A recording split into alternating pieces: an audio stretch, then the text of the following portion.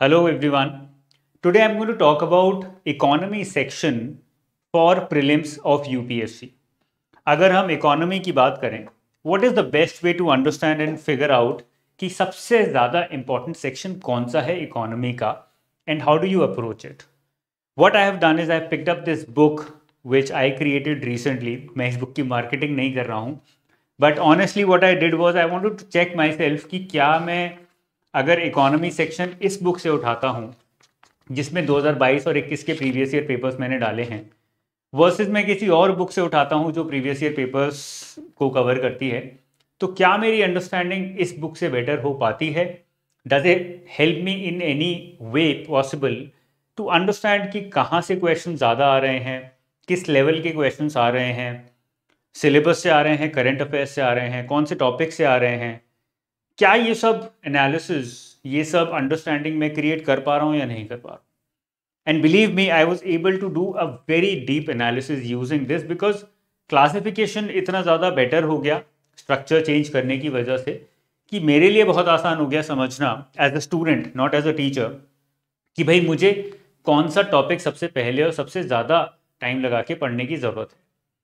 If I talk about 2022 and 2021, मैंने 2 साल के पेपर्स ही उठाए हैं because that is the most relevant. मैंने 2 साल में देखा कि टोटल 6 टॉपिक से क्वेश्चंस आए हैं, 6 एरियाज से क्वेश्चंस आए हैं. ये 6 एरियाज मैंने यहाँ पर लिख दिए हैं. I will be talking about all the 6 areas one by one. मैं एक बार आपको एक चीज़ बता देता हूँ यहाँ पे जो कि सबसे ज़्यादा इंपॉर्टेंट मुझे लगी. अगर मैं 6 एरियाज उठाऊँ जहाँ से कि पिछले 2 सालों में क्वेश्चंस आए हैं, इसमें से जो 5th एरिया है जो कि यहाँ पर भी मेंशन्ड है, अगर आप देख पाओगे तो शायद दिख पाए, नहीं दिख रहा है. 5th एरिया का जो नाम है 2.5, role of Indian banks and RBI in development process, rural credit, inflation, financial market, monetary policy. ये मेरा 5th एरिया या 5th टॉपिक का नाम है. मतलब ये सारे टॉपिक्स जो कि कनेक्टेड हैं, इनमें से जो भी क्वेश्चंस पूछे गए हैं एग्जाम में वो मैंने पॉइंट नंबर 5 में डाले हैं. अब ये बहुत इंटरेस्टिंग है कि टोटल जितने भी क्वेश्चंस आए 2022 में अराउंड 16-17 क्वेश्चंस देखने को मिले इकोनॉमी के अंदर, उसमें से 10 क्वेश्चन सीधे सीधे इन एरियाज में से आए. सिमिलरली इन 2021 अराउंड 15 क्वेश्चंस अगर आपको देखने को मिले, उसमें से 8 questions, more than half in both the years 2021 and 22, वो यहाँ से देखने को मिले. बहुत सिंपल हमें एक ट्रेंड देखने को मिला है इकोनॉमी के अंदर, ये सबसे ज़्यादा इंपॉर्टेंट माना जा रहा है. अब यहाँ पर क्वेश्चंस कहाँ से आए हैं? सिलेबस प्लस करंट दोनों को मिक्स करके क्वेश्चंस पूछे गए हैं और क्वेश्चंस एप्लीकेशन बेस्ड हैं, डायरेक्ट क्वेश्चंस नहीं हैं. बट ये चीज़ क्लियर हो गई कि banking, reserve bank of India, monetary policy, inflation, ये टॉपिक्स जो मैंने यहाँ पे मेंशन कर दिए हैं, फाइनेंशियल मार्केट्स भी इंक्लूडेड है, वहाँ से भी कुछ क्वेश्चंस हैं. ये टॉपिक्स की रेलेवेंस सबसे ज़्यादा है other than the topics from the core of Indian economy. Indian economy में बहुत कुछ आता है. इकोनॉमिक रिफॉर्म्स, 1991 से पहले क्या क्या हुआ, क्या पॉलिसीज थी, what was the change in policies after 1991. जितने भी सोशल इश्यूज हैं they are also a part of Indian economy only, whether it's population, poverty, education, health, because all these are connected with how Indian economy works.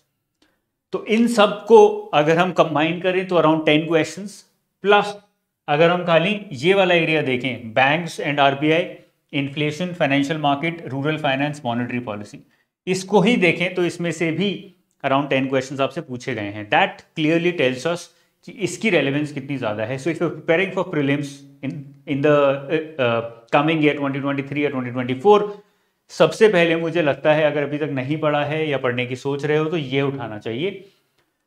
Because this is independent of the entire Indian economy, this is independent of macroeconomics and microeconomics.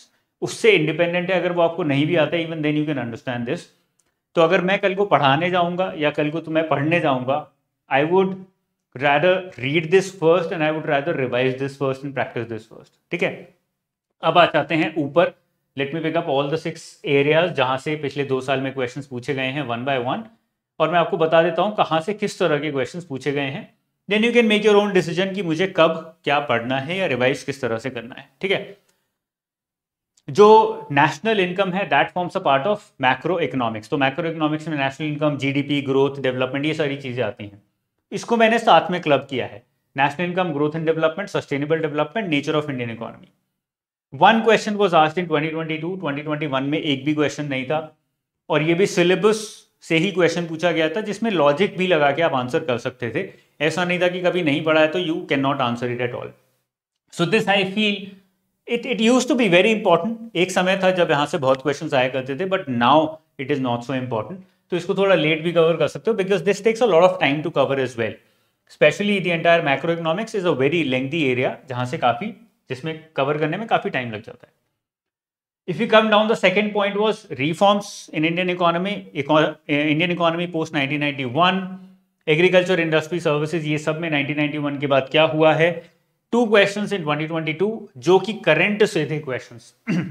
अब अगर मैं questions दिखाऊं तो आपको समझ आ जाएगा.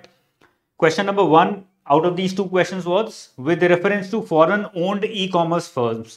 ये e-commerce rules 2020 में they were revised and this question is from there. All that also forms a part of economy post 1991 and e-commerce forms a part of industry. इसलिए क्वेश्चन यहाँ पे डाला गया है. But if you're more aware, if you're very well versed with current affairs, if you're covering it up regularly, then even if you've not studied this, you can answer this question. Second question, this is very interesting. Second question is from industry, but this is from industrial relations. Now, this is something unique that I found. Industrial relations में 2021 में भी एक question था और 2022 में भी एक question था. In 2022, one question which was asked in industrial relations was from point number 2, but it was regarding industrial disputes because 2020 में the code of new labor code was launched. तो इसलिए 2021 और 2022 दोनों ईयर्स में एक एक क्वेश्चन पूछा गया है. So what I can recommend is probably you can read the code, labor code or the new code on labour which has been created. मैं आजकल EPFO APFC के लिए ऑलरेडी पढ़ा रहा हूँ, मैराथन सेशंस में पढ़ाया है. You can pick it up from there as well and read it. तो एटलीस्ट आप ये क्वेश्चंस आंसर कर पाओगे. But the point here is that this question on industrial relations was not from the core syllabus of this. यहाँ से exactly question नहीं था. तो अगर ये छोड़ भी दोगे तो प्रॉब्ली, या फिर रिवाइज नहीं करोगे तो भी probably it will not affect you very badly 2023 और 24, अनलेस पैटर्न एकदम से ड्रास्टिकली चेंज हो जाता है. If you come to point number 3 was fiscal policy, public debt, government financing, so everything to do with the government. This is the second most relevant after point number 5. Hardcore syllabus में से questions हैं, current affairs से कोई relation नहीं है. 2 questions in 2022 and 3 questions in 21, which is a very good number. ये बहुत important है. I think after covering of banking, RBI, monetary policy, you can cover fiscal policy, government financing, unemployment, taxation, anything to do with the government, वहाँ से आप उठा सकते हो. This is the second most relevant area. Point number 4, all the social issues, जितने भी social issues हैं, major education, health, population, poverty, demographics, वहाँ से एक ही question आया था. That also in 21, 22 में no question at all. And this question was also from current affairs. अगर मैं question बताऊँ, the question was with reference to water credit, consider the following statements. Microfinance, World Health Organization, water need of the poor. इसके ऊपर ये question है. Even if you've not covered social issues, you can very well answer this question, क्योंकि current affairs में question already covered होगा. बहुत सारे जो भी documents आपको मिलते हैं या जो भी आपको different magazines you read, it must have been covered there well. The 6th area is demand supply, money supply, which is a part of microeconomics, not macroeconomics. Microeconomics का major part है. Only 2 questions were asked in 2021 from microeconomics. इसमें से first question था, market demand for a good might increase if price of substitute, price of complement. So this is core micro. अगर आपने नहीं पढ़ा, you might not be able to answer this. And second question was, money multiplier in an economy increases with which of the following. Money multiplier हम banking में भी पढ़ते हैं, तो ये क्वेश्चन दोनों जगह आ गया, बैंकिंग में भी आ गया और मनी सप्लाई में भी आ गया. सो syllabus plus logic can be used, और इसको हम पॉइंट नंबर 5 में भी डाल सकते हैं इनफैक्ट. तो क्योंकि ओवरलैप्स होते हैं बहुत सारे क्वेश्चंस में, तो ये क्वेश्चन अगर वहाँ डाल देंगे, the question numbers in point number 5 increases even further. यहाँ के क्वेश्चंस कम हो जाते हैं, नॉट वेरी रेलिवेंट.